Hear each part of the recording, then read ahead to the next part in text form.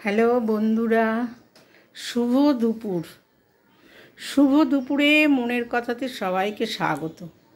আশা করি সবাই ভালো আছে। স্নান টান হয়ে গেছে, কারো কারো দুপুরের খাবারও খাওয়া হয়ে গেছে, আমারও সব হয়ে গেছে। আমি বসে আছি, ভাবলাম একটু বন্ধুদের সাথে গল্প করি, আমার মনের কথা সদস্যের সাথে একটু কথা শেয়ার করি। সেটা হচ্ছে, দেখো একটা কথা আছে না, ছোটোবেলায় আমার মা খুব বলতো যে দাঁত থাকতে দাঁতের মানও বোঝে না।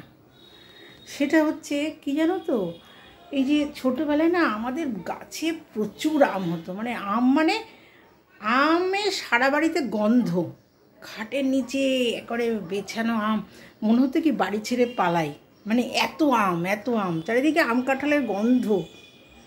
মা ওই আম দিয়ে না আমসত্ত্ব দিত, আমসত্ত্ব দিয়ে সব বাচ্চাদের দিত।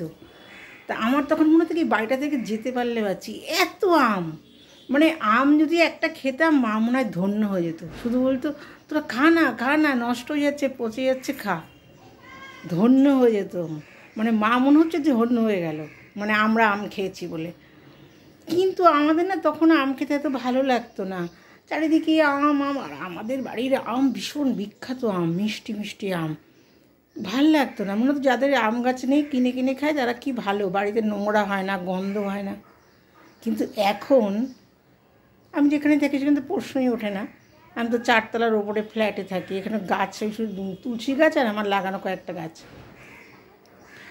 বাজার থেকে কালকে আম নিয়ে এলাম 80 টাকা করে হিমসাগর, বললে বাজার সেরা, তাই 80 টাকা করে হিমসাগর। আমটা সত্যিই খুব ভালো আছে, সকালে আমি খেয়েছি, ছোটোবেলার মতো সেই দুধ রুটি আম খেলাম আজকে। কি আমটা খুব ভালো, 80 টাকা করে কিলো। 1 কিলো আমার কটা হয় বলো? তা এখন আবার আম খেতে খুব ভালো লাগে। মনে মনে বসে বসে ভাবছি আর হাসছি যে ওই যে বলে না দাঁত থাকতে দাঁতের মামা বোঝে না, তখন যে এত আম মনে হতো সারাদিনে একটাও খাবো না, গন্ধ শুকে শুকে মানে বিরক্ত লেগে যেত, মনে হতো বাড়ি থেকে পালাই। আর এখন বাজারে আম দেখলে শুধু মনে হয় কিনি, 80 টাকা, তাও তো এবার দামটা কম।